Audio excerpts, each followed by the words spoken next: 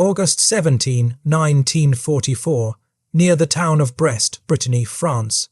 Oberleutnant Klaus Schmidt lowered his binoculars and reached for his field telephone with hands that trembled slightly, not from fear, but from disbelief at what he'd just observed. Through the morning haze, positioned in the valley below his observation post, sat what appeared to be an entire American armored division, hundreds of vehicles, artillery pieces, supply depots, command tents. Intelligence, this is observation post 7. I'm looking at massive armor concentration, grid reference force 73218, estimate battalion strength, possibly full division. They're not even attempting concealment. 3 miles away, Corporal Arthur Shilstone of the 603rd Camouflage Engineers knelt beside what Schmidt believed was a 40-ton M4 Sherman tank. Shilstone wasn't loading ammunition or checking mechanical systems. He was using a bicycle pump to inflate it. The tank weighed 100 pounds. 4 men had carried it to this position. In 20 minutes, when properly inflated and camouflaged with painted canvas, it would be indistinguishable from a real Sherman to any observer more than 100 yards away, including German reconnaissance aircraft flying at 10,000 feet. This was the Ghost Army, and for the next 8 months, 1,100 American soldiers would fight World War II, not with bullets, but with imagination. The 23rd Headquarters Special Troops was activated on January 20, 1944, at Camp Forest, Tennessee. The activation orders were marked top secret, and would remain classified for 52 years, longer than most atomic weapons programs, longer than the CIA most sensitive operations, longer than plans for D-Day itself. The reason for this extreme secrecy was simple. The 23rd's mission was so unprecedented, so theatrically absurd, that if Germany discovered the truth, every tactical deception the Allies planned would be compromised. The unit's official designation was deliberately vague. Headquarters Special Troops, no mention of their actual function, no indication of their methods. Personnel records showed them as a regular headquarters unit with signal, engineering, and support companies. Nothing unusual, nothing that would draw attention, but inside the unit everything was unusual. The 23rd consisted of 4 subunits, each responsible for a different type of deception. The 603rd Camouflage Engineers, artists and designers who created visual deceptions using inflatable equipment, fake installations, and theatrical props. The 3,132nd Signal Service Company, sonic deception specialists who used massive speaker arrays to create audio illusions of tank formations, troop movements, and engineering operations. Signal Company Special, radio operators trained to impersonate other units, creating phantom radio traffic that German signals intelligence would intercept and believe. The 406th Combat Engineers, actual combat engineers who provided security and created physical props like fake bridges, fake supply dumps, and fake airfields. Combined, these 4 units could create the illusion that an entire division, 15,000 men and hundreds of vehicles, was present in a location where perhaps 50 actual soldiers existed. The concept wasn't entirely new. The British had pioneered deception operations in North Africa, where Jasper Maskelyne and his magic gang had hidden the Suez Canal, created dummy tanks, and made Alexandria Harbour appear to shift several miles from its actual location. The success of these operations convinced Allied planners that battlefield deception could save lives and create strategic advantages. But the American approach would be different. Rather than one-off operations supporting specific battles, the 23rd would be a mobile, reusable deception unit capable of executing multiple operations across different theaters. They would travel with frontline forces, setting up and dismantling elaborate illusions in days or even hours, then moving to the next location to do it again. The challenge was finding the right personnel. Traditional soldiers wouldn't work. The operation required men who could think creatively, improvise solutions, and maintain operational security while executing absurd theatrical performances in active combat zones. So the Army turned to an unusual recruiting pool, art schools. In February 1944, recruiters visited the Pratt Institute in New York, the Philadelphia Museum School of Art, and the Art Students League. They approached young men studying painting, sculpture, industrial design, and advertising. The pitch was vague but intriguing. Special assignment requiring artistic skills, cannot provide details, volunteers only.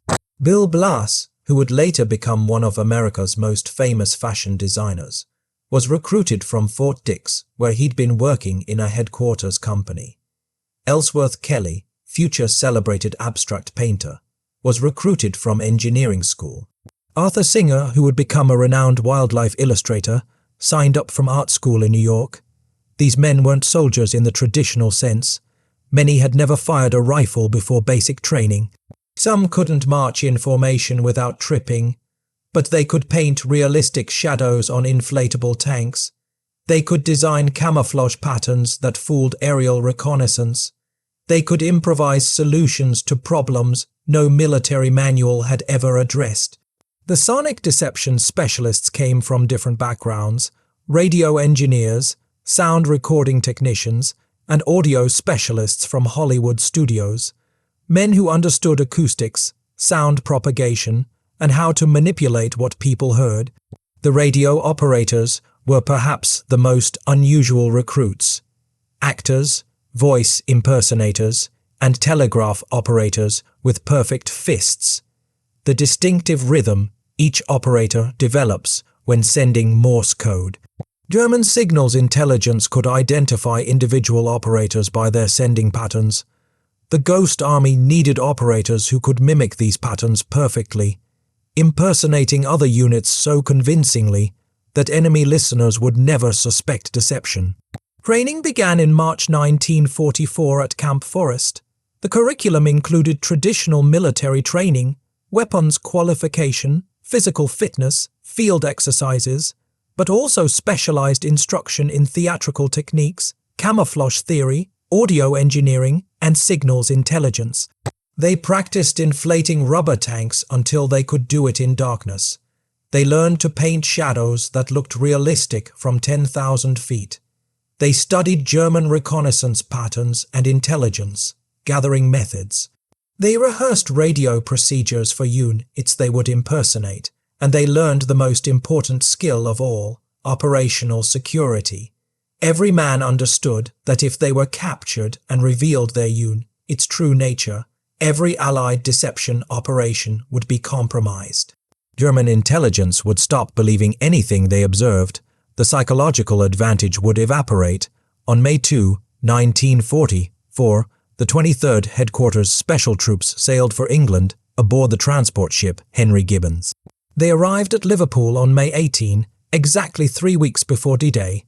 The greatest deception operation in military history was about to deploy to combat. The equipment that arrived in England with the Ghost Army represented the cutting edge of theatrical deception technology, much of it designed specifically for battlefield use and tested in complete secrecy. The inflatable equipment was the most visually striking component. Manufactured by industrial companies that normally produced rubber life rafts and weather balloons, these props were engineering marvels disguised as toys. An inflatable M4 Sherman tank consisted of rubberized canvas sewn into precise patterns that, when inflated to specific pressures, created three-dimensional shapes matching the real vehicle's dimensions. The tank measured 19 feet 4 inches long, 8 feet 7 inches wide, and 9 feet tall, exactly matching the M4's profile. Empty, it weighed 95 pounds and could be packed into a duffel bag. 4 men could unpack, inflate, and position it in 15 to 20 minutes. But simply inflating a tank-shaped balloon wasn't enough. German reconnaissance pilots were trained observers who looked for specific details. So the Ghost Army added those details. Each inflatable tank received hand-painted markings, unit insignia, vehicle numbers, tactical symbols. Artists painted shadows on the underside to simulate the depth a real tank would create.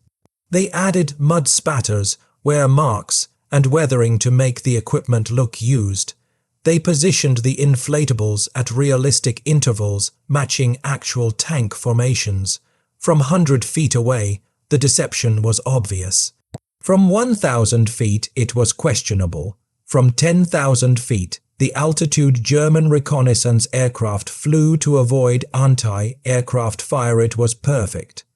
The arsenal included inflatable trucks, haft racks, artillery pieces, and reconnaissance vehicles. Each type was engineered to match its real counterpart's dimensions and visual signature. The Ghost Army deployed to Europe with approximately 1,800 inflatable vehicles, enough to simulate multiple divisions. But visual deception had limitations. Aerial reconnaissance photographs showed static images. German intelligence also relied on ground observers, signals intelligence, and sound detection. The Ghost Army needed to fool all of these observation methods simultaneously. Enter sonic deception. The 3,132nd Signal Service Company arrived in Europe with what were, at the time, the largest portable sound systems ever built. Each sonic car, a modified half-track with armored speakers mounted on a turret, carried two 500-pound speaker arrays capable of producing 120 decibels at peak output. The recordings these speakers played were masterpieces of audio engineering. Sound specialists had spent months at Fort Knox and Fort Benning recording actual military operations, tank formations moving at various speeds, engineering units building bridges, supply convoys unloading, infantry units conducting bivouac operations, artillery batteries preparing for fire. Missions, they recorded each sound from multiple distances and angles. They documented how sound changed based on terrain, how it echoed in valleys, how it was absorbed by forests, how it carried across open fields. They created a library of over 100 different recordings, each precisely timed and sequenced to simulate specific military activities. In operation, sonic cars positioned themselves 3 to 5 miles behind the front lines, far enough to avoid direct observation, but close enough that sound would carry to German listening posts. They played recordings through the night, when sound carried furthest and German intelligence relied more heavily on audio intelligence. A typical sonic deception simulated an armored division moving into position. The sequence began with distant vehicle noise, tanks and trucks approaching from far away. Over 30 to 40 minutes, the sound grew closer and louder. Then came the sounds of vehicles parking, engines shutting down, crews dismounting. Later recordings added maintenance sounds, tools being used, engines being serviced, supply trucks delivering fuel and ammunition. German sound detection posts would hear this and report. Large armored formation, estimated battalion strength, moving into positions grid reference X. Exactly what the Ghost Army wanted them to report. The third deception method was radio deception, perhaps the most technically sophisticated. Every military unit generated radio traffic, command messages, logistics coordination, reconnaissance reports, maintenance requests. German signals intelligence intercepted this traffic and used it to build a complete picture of Allied dispositions. They tracked which units were where based on radio frequencies, call signs, and message patterns. The Ghost Army's radio teams learned to impersonate other units so precisely that German signals intelligence couldn't detect the deception. They studied the radio procedures of real divisions, how they formatted messages, what code words they used, which operators sent which types of traffic. When the Ghost Army impersonated a division, their radio operators would take over that division's radio frequencies.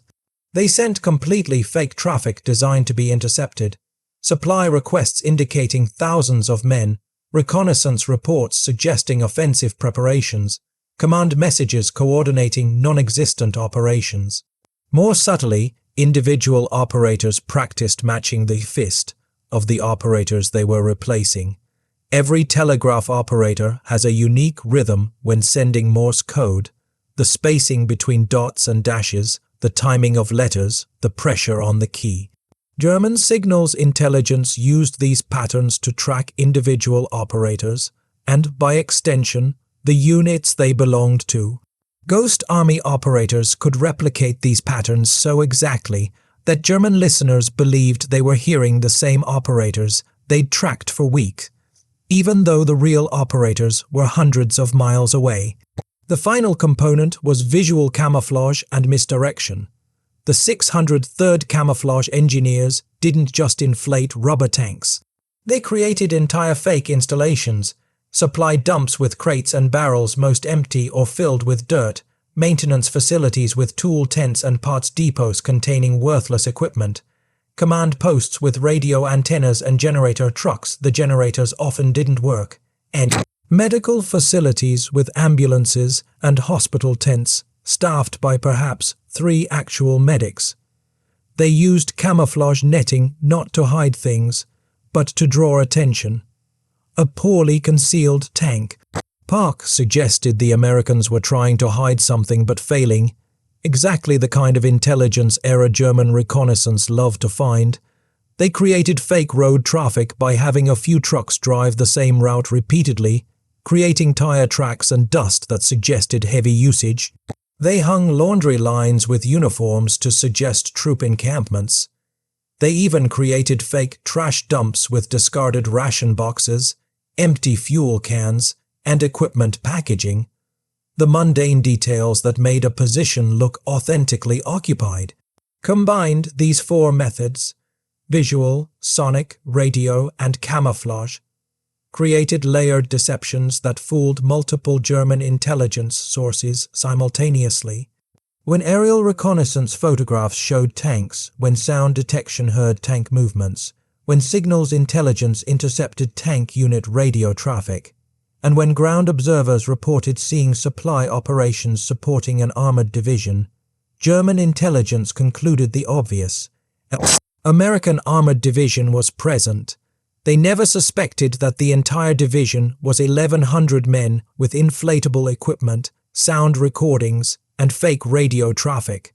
The Ghost Army's arsenal wasn't weapons designed to destroy. It was weapons designed to deceive, and in the calculus of war, deception saved lives that bullets only ended. The Ghost Army's first combat operation, codenamed Operation Elephant, began on July 15, 1944 in Normandy, just 5 weeks after D-Day. The tactical situation was critical. Allied forces had established a beachhead but were struggling to break out from the Normandy Peninsula. German forces had fortified the hedgerow country, creating defensive positions that turned every field into a fortress. Allied progress was measured in hundreds of yards per day at the cost of thousands of casualties. General Omar Bradley, commanding the First Army, was planning a breakout operation called Operation Cobra. The plan called for massing American armored divisions at the western end of the Allied line near St. Lo, then punching through German defenses with overwhelming force. But concentrating that much armor in one location would be obvious to German reconnaissance. They'd reinforce the threatened sector and possibly stop the breakout before it began. Bradley needed a diversion. Something that would convince German intelligence that the main attack was coming from a different direction, pulling reserves away from the actual breakthrough point. This is where the Ghost Army entered combat. On July 13, 1944, the real 2nd Armored Division quietly withdrew from positions near Trevieres, about 15 miles east of the actual Cobra assembly area. They moved at night, using radio silence and covered roads to avoid detection. By dawn on July 14, the division had relocated to the St. Lo sector, where they'd participate in the real offensive. But German intelligence couldn't know the 2nd Armored had moved, because on July 15, the Ghost Army arrived at Trevieres and became the 2nd Armored Division. For Corporal Arthur Shilstone, arrival at Trevieres meant 3 days without sleep. His team from the 603rd Camouflage Engineers unloaded trucks carrying inflatable Shermans, half-tracks, and reconnaissance vehicles. Within hours, they'd laid out a complete armored division bivouac, tank companies positioned in realistic tactical formations, maintenance areas with disabled, vehicles being repaired, command posts with radio antennas, and supply points with fuel trucks. The work was physically exhausting and technically precise.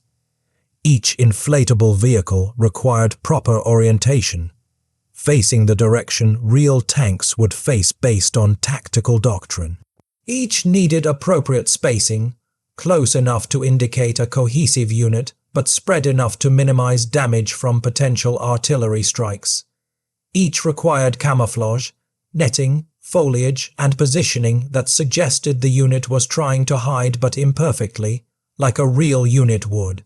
Private Harold Dole from the 3132nd Signal Service Company positioned sonic cars on the perimeter, aiming speakers toward German lines 2 miles away. That night, beginning at 10 p.m., they began playing recordings of tank maintenance operations, engines being serviced, tracks being adjusted, weapons being fired. The sounds carried across no man's land to German listening posts. At the same time, Signal Company special operators took over the 2nd Armored's radio frequencies. They sent routine traffic, logistics requests, patrol reports, maintenance updates, all fake, all designed to be intercepted, all suggesting that the 2nd Armored Division was exactly where the Ghost Army wanted German intelligence to believe. Meanwhile, real 2nd Armored radio operators, now positioned at St. Lo, maintained radio silence. They didn't transmit. Their frequencies were dark. From the German perspective, the division's radio traffic was still coming from Trevieres, because that's exactly what the Ghost Army's radio teams were providing. The deception included human elements. Ghost Army soldiers wore 2nd Armored Division shoulder patches. They visited nearby French villages, deliberately mentioning their unit affiliation in conversations with locals. Conversations German intelligence operatives would certainly hear about. They created visible vehicle traffic by driving the same few real trucks repeatedly along roads visible from German observation posts, creating the impression of heavy supply operations. The operation required maintaining the illusion 24 hours per day. During daylight, soldiers occupied the fake positions, simulating normal military activity. They walked between fake vehicles. They appeared to conduct maintenance. They set up fake guard posts. From aerial observation, the position appeared fully manned. At night, sonic deceptions intensified. The sounds of a division settling in for bivouac, trucks arriving with supplies, engineering equipment operating, large groups of men gathering for evening meals. All fake, all recordings, all designed to paint an audio picture of thousands of men where only hundreds existed. German reconnaissance responded predictably. On July 17, Luftwaffe reconnaissance aircraft photographed the Trevieres position. The photos showed exactly what Allied planners wanted: an armored division clearly visible despite apparent camouflage attempts. German intelligence updated their situation maps. The 2nd Armored Division remained at Trevieres, preventing breakout operations in that sector. German commanders kept defensive reserves positioned to counter attacks from the east, leaving the western sector where Operation Cobra would actually launch relatively weak. The Ghost Army maintained the deception for 6 days. 6 days of continuous theater, continuous technical precision, continuous risk. They were positioned just 2 miles from German lines, well within artillery range. If German forces had attacked or even probed with ground reconnaissance, the deception would collapse. 100 rubber tanks couldn't fight. Sound recordings couldn't stop infantry. Fake radio traffic couldn't call in real artillery support. But German intelligence never suspected. The deception held. On July 25, 1944, Operation Cobra launched from St. Lo, not Trevieres. American armor smashed through weakened German defenses. The breakout succeeded. Allied forces poured through the gap, beginning the campaign that would carry them to Paris within a month. The Ghost Army quietly packed their equipment and moved to their next assignment. Their contribution to Operation Cobra wouldn't appear in any official records for another 52 years. The soldiers couldn't tell their families what they'd done. Their photographs showed them standing beside tanks and artillery, but they couldn't explain those were balloons. Operation Elephant was a success. The Ghost Army had proven their concept worked under combat conditions. They'd fooled German intelligence despite proximity to experienced enemy forces. They'd maintained operational security even while performing absurd theatrical operations within sight of enemy positions. But Elephant was just the beginning. The techniques they'd refined would be used in 20 more operations over the next 8 months. Each operation would grow more ambitious. Each deception would save more lives. And each operation would push the boundaries of what military deception could achieve. By September 1944, the Ghost Army had executed 5 successful deception operations across France. They'd mastered their techniques. They'd refined their procedures. They'd built confidence in their abilities. Then came the mission that would define their legacy, the Luxembourg deception, the largest and most complex operation they would ever attempt. The tactical situation in September 1944 was complicated. Allied forces had broken out from Normandy and liberated most of France. Paris fell on August 25. By early September, American units were approaching the German border. But the advance had created problems. Supply lines stretched for hundreds of miles. Fuel shortages slowed armored units, and German resistance was stiffening as Allied forces approached the Reich itself. In the Luxembourg and German border region, Lieutenant General George S. Patton's Third Army was preparing for a major offensive. Patton planned to concentrate his forces, push through the Siegfried Line, and drive toward the Rhine River. But concentrating forces meant pulling units from other sectors, creating gaps in Allied lines that German commanders might exploit. The mission given to the Ghost Army was unprecedented in scale. Make the Germans believe that 2 full divisions, approximately 30,000 men, 6,000 vehicles, and hundreds of artillery pieces, were positioned in Luxembourg, when in reality those divisions were 60 miles south. Preparing for Patton's offensive, the operation would require deploying the Ghost Army's entire arsenal simultaneously across a 45-mile front. Every technique would need to work perfectly.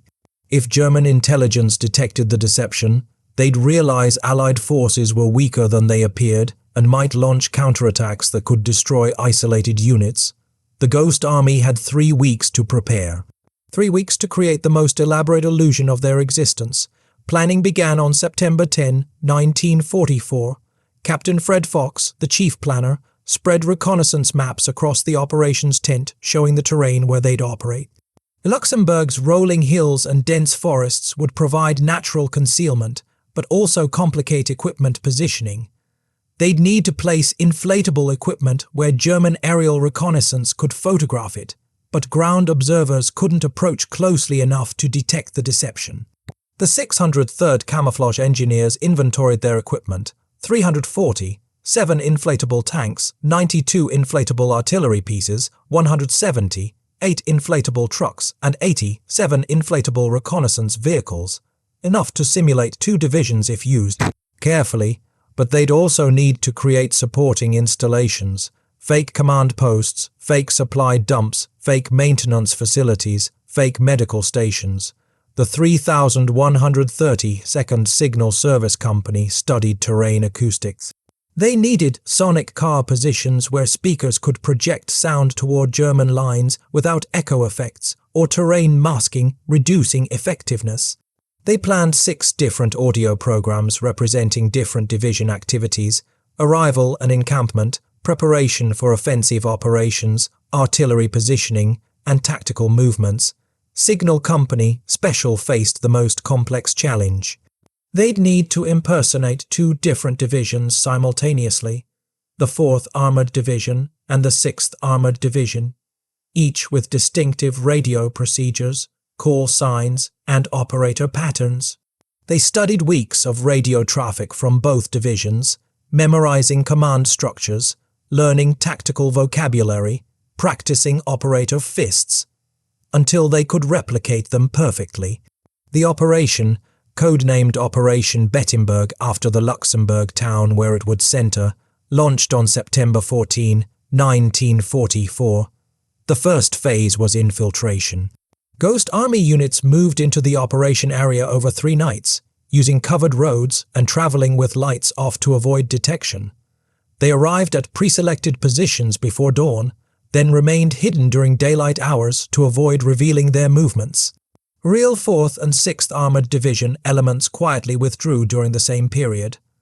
Radio operators maintained normal traffic patterns until Ghost Army radio teams were positioned and ready. At midnight on September 16, real operators went silent and Ghost Army operators took over. The transition timed so precisely that German signals intelligence monitoring the frequencies noticed no interruption. At 4:30 a.m., on September 17, the 603rd Camouflage Engineers began the largest equipment deployment in Ghost Army history. Teams spread across the Luxembourg countryside, unpacking and inflating equipment as dawn approached. By 7 a.m., when German reconnaissance aircraft began morning flights, over 600 inflatable vehicles were positioned across a 45-mile front. But this operation required more than static displays. To simulate active divisions, the Ghost Army needed to show movement, activity, and operational preparations. Corporal Arthur Shillstone's team implemented roving tanks at a technique where they'd inflate tanks in one position, let German reconnaissance photograph them, then deflate, move, and reinflate the same equipment in different positions hours later. From aerial photography over multiple days, it appeared that tank units were repositioning regularly, exactly what real divisions do when preparing for offensive operations. Private Jack Macy supervised the construction of a fake supply depot outside the town of Esch-sur-Alzette. His team created stacks of supply crates, most empty, arranged fuel drums empty or filled with water, positioned supply trucks, some real, most inflatable, and created a vehicle maintenance area where mechanics and Ghost Army soldiers appeared to service vehicles. Inflatable trucks with their sides open to simulate maintenance. The sonic deception component operated every night from September 17 through September 29. The 3132nd positioned 8 sonic cars in carefully selected locations. Each night they played different programs, night 1 to 3, sounds of divisions arriving and establishing positions night 4 to 7, sounds of supply operations and equipment positioning night 8 TP10, sounds of artillery batteries registering their guns night 11 to 14. Sounds of tanks conducting maintenance and preparations. The audio programs ran from 10 p.m. to 4 a.m., the period when sound carried furthest and when German listening posts were most active. German sound detection units reported exactly what Allied planners wanted: large formations conducting offensive preparations. The radio deception was even more elaborate. Signal company special operators sent for 100 to 500 fake messages daily, impersonating battalion commanders coordinating reconnaissance, logistics officers requesting supplies, and maintenance units reporting equipment status. They created message traffic indicating problems that real divisions would face: fuel shortages, equipment breakdowns, personnel issues, details that made the deception more believable. Lieutenant Bob Tompkins designed a particularly clever radio operation. His team sent radio messages about coordinating with French resistance units in the region. Messages they knew German intelligence would intercept. They arranged meetings with actual resistance members, had Ghost Army soldiers attend wearing 4th or 6th armored patches, then ensured those meetings were mentioned in subsequent radio traffic. German intelligence contacted informants who confirmed American armor officers were meeting with resistance fighters, further validating that the divisions were actually present. The physical security element required constant vigilance. The Ghost Army was deployed across 45 miles, often in small teams of 4 to 8 men operating inflatable equipment far from support. They were less than 5 miles from German lines. If German forces launched reconnaissance patrols or artillery strikes, Ghost Army personnel had no meaningful defenses. Captain Oscar Seago implemented strict security protocols. All inflatable positions had real security posts with actual weapons. If German patrols approached, security teams would engage to prevent close observation of equipment. Sonic car positions received extra security because the speaker arrays were unique if Germans captured one. They'd understand Allied deception capabilities. For 16 days, the Ghost Army maintained their elaborate illusion. German reconnaissance flights photographed American armor throughout Luxembourg. German signals intelligence tracked 2 armored divisions' radio traffic. German listening posts heard massive formations conducting preparations. German intelligence updated their maps showing 4th and 6th Armored Divisions positioned in Luxembourg, defensive and not preparing offensive operations. Which meant those divisions weren't where they actually were, 60 miles south, assembled in attack positions, preparing to launch Patton's offensive toward the Siegfried Line. On September 29, 1944, Ghost Army units began withdrawing. They moved by night, packing equipment and erasing evidence of their presence. By October 1, they were gone. On October 2, German forces facing Luxembourg received reports of massive artillery preparations to their south. By the time they realized those were the real 4th and 6th Armored Divisions attacking from a completely different direction, it was too late to reposition defenses. Patton's offensive broke through German lines. Allied forces advanced 15 miles in the first 48 hours. The success partially resulted from German forces being positioned to counter attacks from Luxembourg that never came, attacks that never existed except in radio traffic, sound recordings, and inflatable tanks. The Luxembourg deception was the Ghost Army's masterpiece. They'd simulated 30,000 men with 1,100 soldiers. They'd fooled German intelligence for 16 consecutive days, despite sophisticated enemy observation networks. They'd contributed directly to a major Allied victory, and not one word of their contribution could be revealed for another 52 years. After Luxembourg, the Ghost Army continued operations through winter 1944 and into spring 1945, executing 15 more deception missions as Allied forces pushed deeper into Germany. Each operation refined techniques, addressed limitations, and expanded the boundaries of battlefield deception. The Rhine River operations represented the Ghost Army's most sophisticated work. By March 1945, Allied forces reached the Rhine, the final major natural barrier before Germany's heartland. Crossing the Rhine would require massive engineering operations, building pontoon bridges, establishing bridgeheads, and concentrating forces for breakthrough operations. These preparations would be obvious to German reconnaissance, allowing defenders to mass forces at crossing points. The Ghost Army's mission was to convince Germans that multiple divisions were preparing to cross at multiple points simultaneously, forcing German commanders to spread their reserves across hundreds of miles rather than concentrate at the actual crossing sites. Operation Viersen, executed from March 18 to 24, 1945, deployed the Ghost Army along a 60-mile stretch of the Rhine River north of the actual 9th Army crossing point.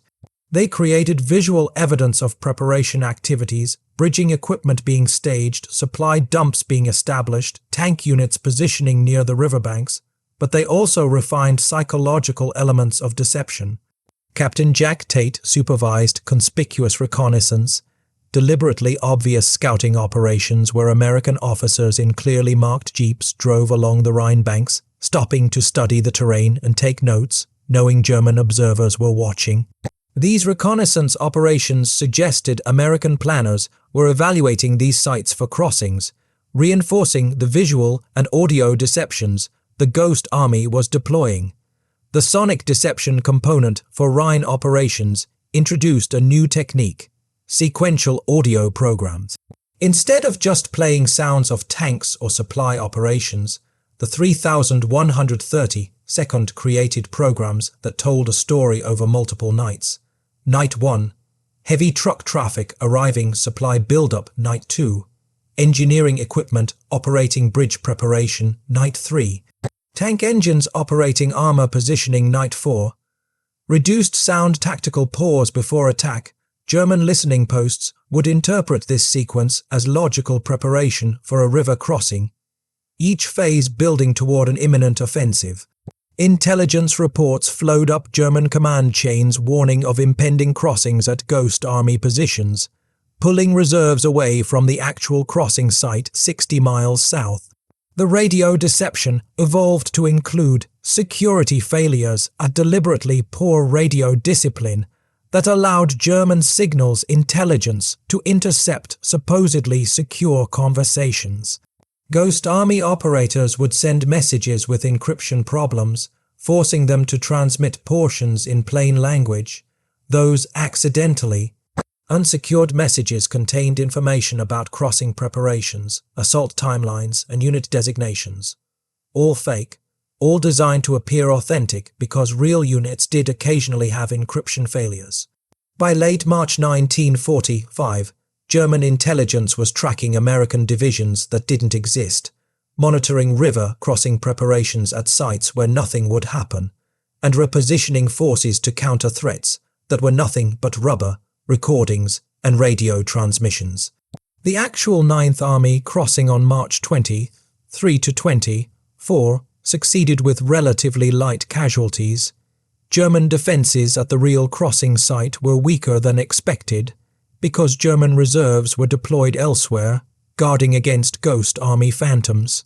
The operational tempo increased as Allied forces advanced into Germany. The Ghost Army sometimes operated 3 different deceptions simultaneously, requiring them to split into smaller teams and coordinate operations across hundreds of miles. Private Harold Lehner, a radio operator with Signal Company Special, later recalled, "We'd be impersonating the 30th Infantry Division in one location, the 5th Armored in another location, and the 75th Infantry in a third location, all at the same time. We had to remember different code procedures, different operator fists, different command structures.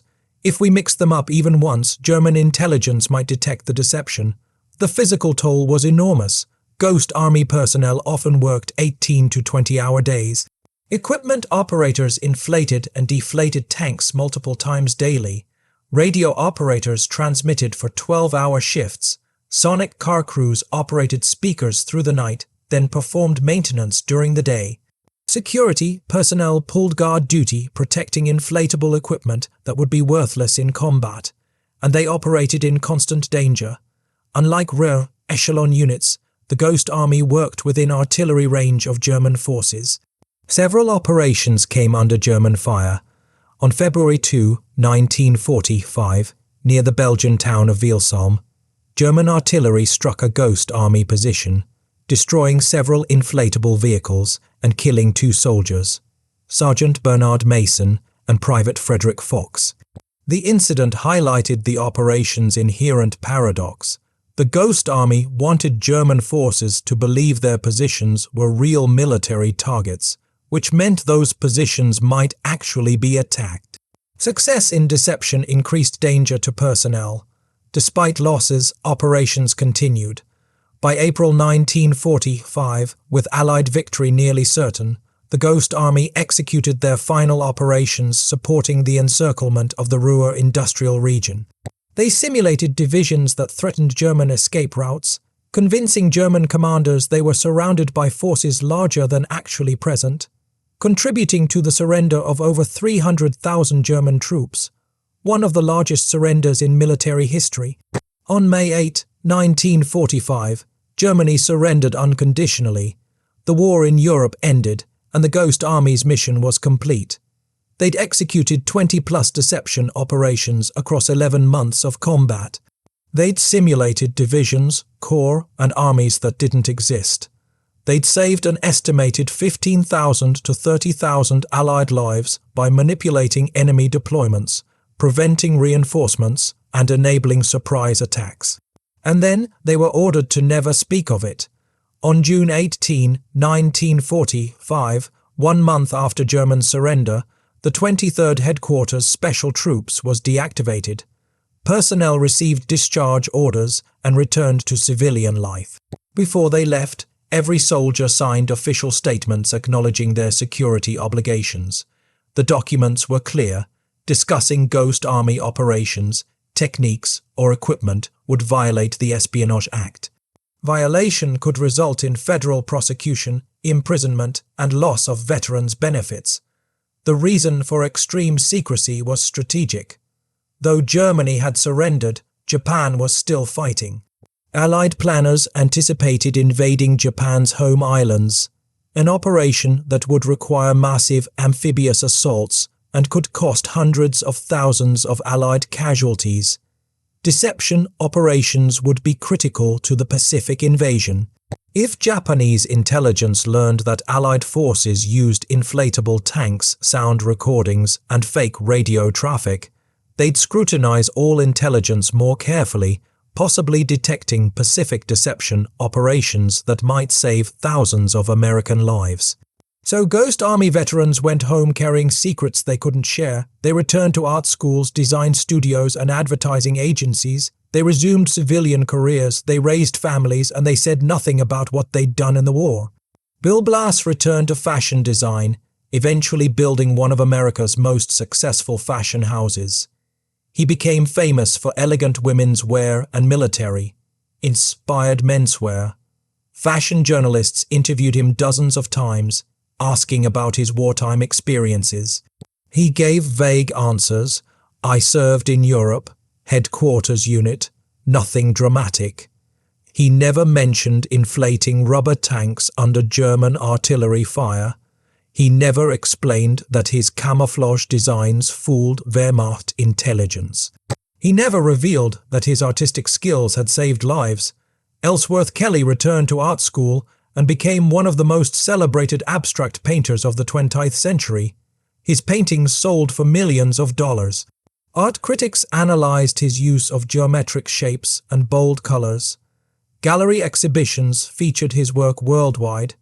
None of those critics knew that Kelly had spent the war painting shadows on inflatable tanks, creating visual deceptions that manipulated enemy intelligence. The connection between his wartime camouflage work and his post-war abstract style was never discussed because Kelly couldn't discuss it. Arthur Shilstone became a renowned illustrator, creating work for National Geographic and other prestigious publications. His career spanned 6 decades. He received numerous awards for his artistic contributions. He never told anyone that his wartime job was inflating fake tanks, until 1996. The secrecy created frustrations beyond simple inability to share experiences. Ghost Army veterans couldn't access their own service records.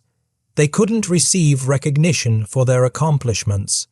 When they applied for veterans' benefits or security clearances, their records showed they'd served in a headquarters special troops unit with vague duties, creating questions about what they'd actually done. Families developed theories. Some veterans' children assumed their fathers had worked in intelligence or special operations.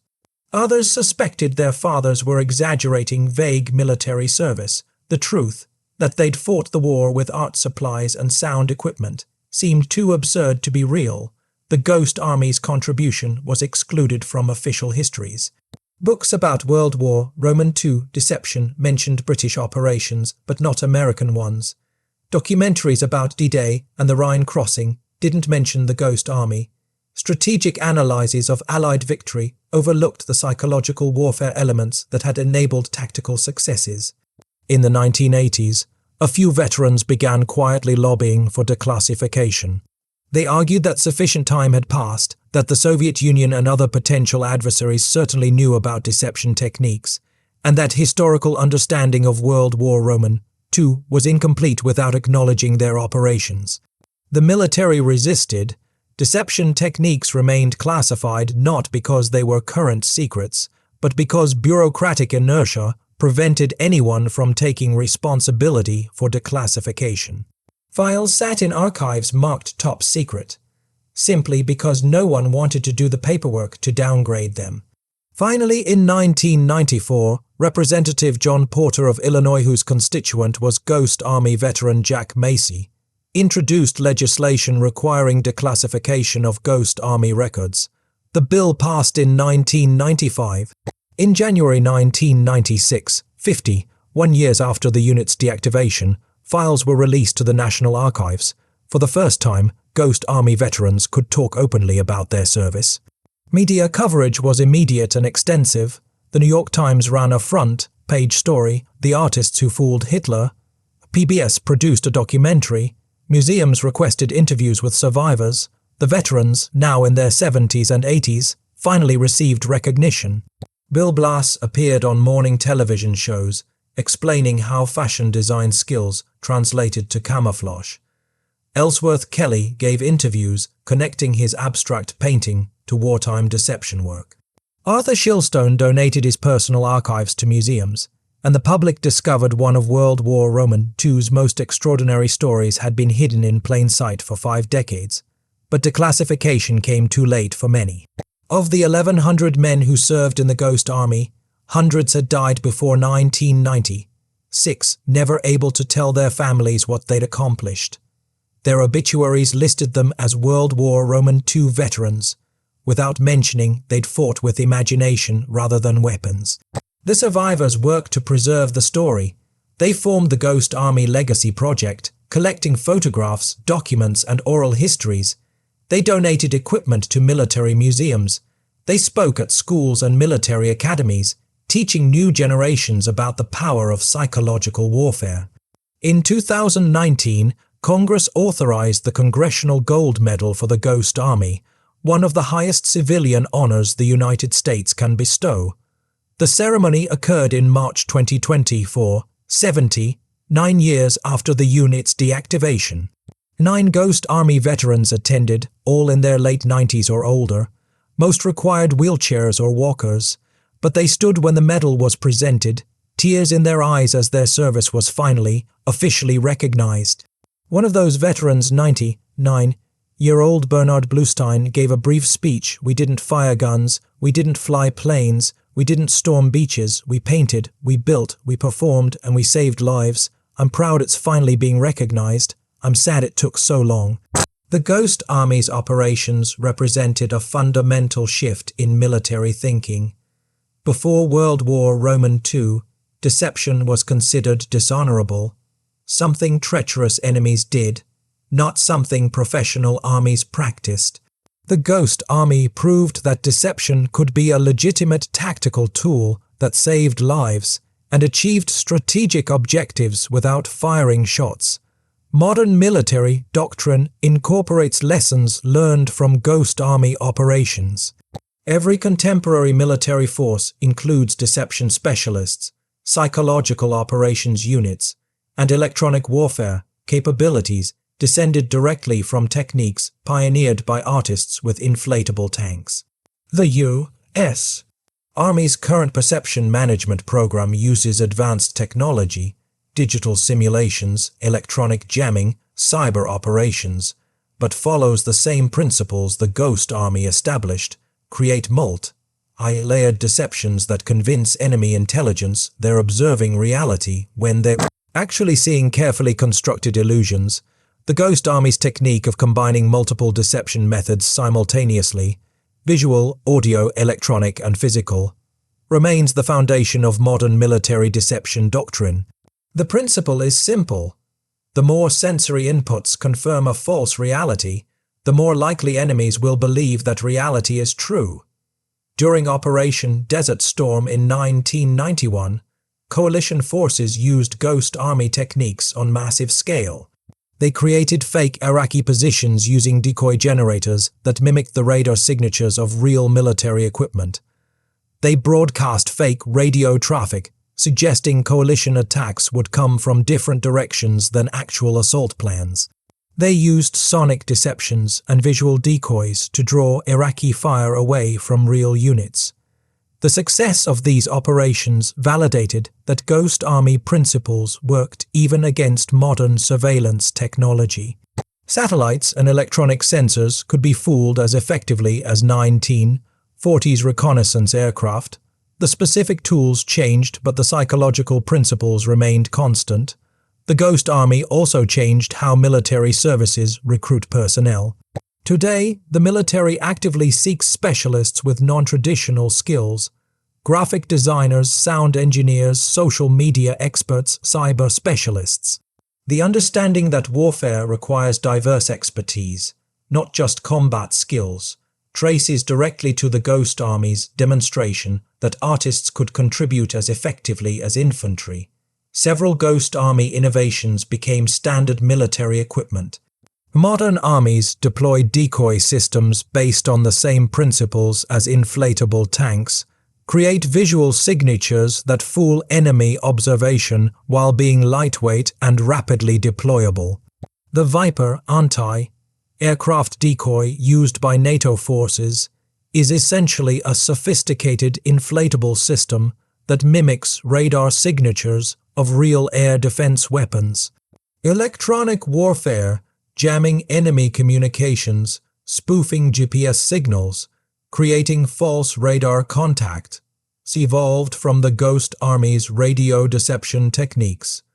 Modern electronic warfare specialists study Ghost Army operations as foundational examples of how to manipulate enemy information systems. The psychological aspect of Ghost Army operations influenced broader military strategy. The concept of perception management, controlling what enemies believe rather than just what they observe, became recognized as a distinct domain of warfare alongside land, sea, air, space, and cyber domains. But perhaps the Ghost Army's most important legacy was demonstrating that minimizing casualties should be a strategic objective, not just an operational consideration. By using deception to achieve objectives without combat, the Ghost Army showed that the best military victory is one where lives are saved on both sides. Some historians argue the Ghost Army saved more lives than any comparable sized unit in World War II. While a battalion of infantry might kill 500 enemy soldiers in combat, the Ghost Army's operations prevented battles from occurring, saved Allied soldiers from being killed, and contributed to German surrenders that spared thousands of Wehrmacht soldiers from dying in hopeless defensive actions. This calculus changed how military strategists evaluate success. Victory isn't just about destroying enemy forces, it's about achieving objectives while preserving life. Deception offers a path to victory that doesn't require killing, making it arguably more ethical than purely kinetic military operations. The Ghost Army also left an artistic legacy. Many veterans' post-war work was influenced by their wartime experiences. Ellsworth Kelly's abstract paintings explored geometric forms and spatial relationships similar to the camouflage patterns he'd created. Bill Blass's military-inspired fashion designs reflected his appreciation for how visual presentation shapes perception. Arthur Shillstone's wildlife illustrations demonstrated the observational precision he'd developed painting realistic details on inflatable equipment. These artists never separated their art from their military service. They understood that both required the same skills: careful observation, creative problem solving, attention to detail, and understanding how visual elements influence human perception. Several Ghost Army veterans taught at art schools after the war, passing their knowledge to new generations. They taught courses on visual perception, camouflage theory, and spatial design. Their students didn't always know these techniques had been refined on European battlefields, but the knowledge transferred nonetheless. The Ghost Army's story also influenced popular culture. After declassification, books, documentaries, and films explored their operations. The Ghost Army, a 2013 PBS documentary, won multiple awards. Rick Bayer and Elizabeth Sale's book, The Ghost Army of World War II, became a bestseller. Hollywood optioned the story for a feature film. These cultural products introduced millions to a story they'd never heard. That warfare isn't only about violence, that creativity can be as powerful as firepower, and that sometimes the most important battles are won without anyone dying. In 2024, the Smithsonian Institution opened a permanent exhibit featuring Ghost Army equipment. original inflatable tanks, sonic car speakers, radio equipment, and photographs documenting operations. The exhibit includes interactive elements where visitors can try to distinguish real tanks from inflatable decoys in period reconnaissance photographs. Most visitors fail, just as German intelligence failed 80 years earlier. Military academies now include Ghost Army case studies in curriculum. Cadets at West Point, Annapolis, and the Air Force Academy study Luxembourg, Rhine, and other operations to understand deception principles. They learn that strategic thinking requires creativity, that operational success sometimes comes from avoiding combat, and that the most powerful weapon might be the one that never needs to fire. The Ghost Army proved that warfare is psychological as much as physical. Victory comes not just from destroying enemy forces, but from controlling what enemies believe. And sometimes, a few artists with rubber tanks can change the course of history as effectively as entire divisions with real weapons. Their legacy isn't just in military doctrine or museum exhibits. It's in the lives saved by battles that never occurred, in the German soldiers who surrendered because they believed they faced overwhelming forces, and in the Allied soldiers who survived because German reserves were deployed elsewhere chasing phantoms. 15,000 to 30,000 lives saved, not through violence but through imagination. That's the Ghost Army's legacy. On a spring day in 2019, deep sea salvage equipment recovered fragments of inflatable tank material from a field in Luxembourg. The rubber, buried for 74 years, was remarkably preserved. Conservators carefully cleaned and stabilized the material. It now resides in the National World War II Museum in New Orleans. Visitors to the museum can see this artifact, a piece of rubberized canvas that once fooled Wehrmacht intelligence into believing they faced an armored division. It looks absurd, wrinkled rubber that clearly wouldn't fool anyone up close. But from 10,000 feet, through reconnaissance aircraft cameras, it was a Sherman tank, and that deception saved lives. The Ghost Army story challenges fundamental assumptions about warfare. We imagine World War II as a conflict of industrial might, factories producing millions of tanks, ships, and aircraft, then deploying them in massive battles, and that's part of the story. But there's another part, 1,100 men armed with art supplies, sound recordings, and imagination, achieving strategic victories without firing shots. They didn't defeat Germany through superior firepower. They defeated German intelligence through superior creativity. The mathematical calculation is staggering. The Ghost Army cost approximately $2.5 million to equip and deploy, less than the cost of 2 B-17 bombers. Those 1,100 soldiers achieved effects estimated to be worth several divisions, 5,000 to 60,000 men, and billions of dollars in equipment. The return on investment was perhaps the highest of any military unit in the war. But the true value wasn't measured in dollars or even in lives saved. It was measured in proof of concept, that imagination could be weaponized, that creativity could change outcomes, that sometimes the most powerful force on a battlefield was the one that didn't actually exist. Today, when military historians evaluate World War II's decisive factors, they cite industrial production, strategic bombing, code, breaking, and tactical innovation. Increasingly, they also cite psychological warfare and deception operations. The Ghost Army's contribution is now recognized as a critical element of Allied victory, not because they destroyed German forces, but because they manipulated German decision-making at crucial moments.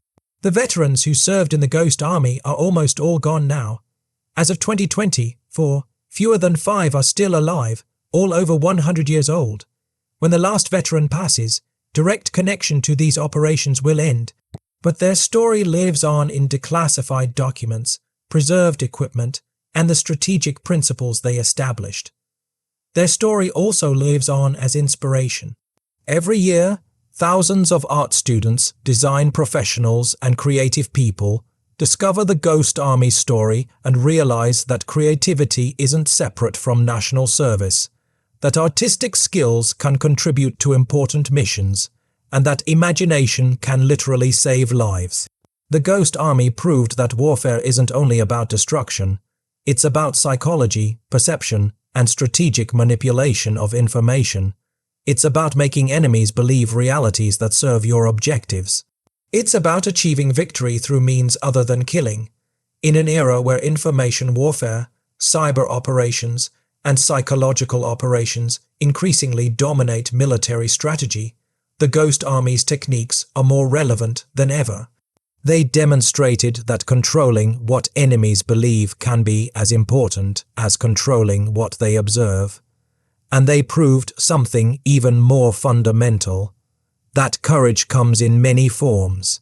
The men who inflated rubber tanks 2 miles from German lines, knowing that if their deception failed they'd be defenseless, showed courage as real as any infantry soldiers. The radio operators who sent fake transmissions knowing German direction, finders might locate them, showed courage as real as any pilots. The artists who painted shadows on balloons while under artillery fire showed courage as real as any tankers. They fought World War Roman, too, with imagination, creativity, and intelligence. They won battles without firing shots. They saved thousands of lives through deception rather than destruction. And they proved that sometimes the most powerful weapon is the one your enemy thinks you have. There were only 2 rules: fool the enemy and don't get caught. Jack Macy, Ghost Army veteran, 603rd Camouflage Engineers. We weren't heroes, we were artists doing a job, but I'm proud of that job. Arthur Shilstone, Ghost Army veteran, 603rd Camouflage Engineers. The Ghost Army's greatest achievement was making the impossible seem real, and making the real seem impossible. Rick Bayer, Ghost Army historian.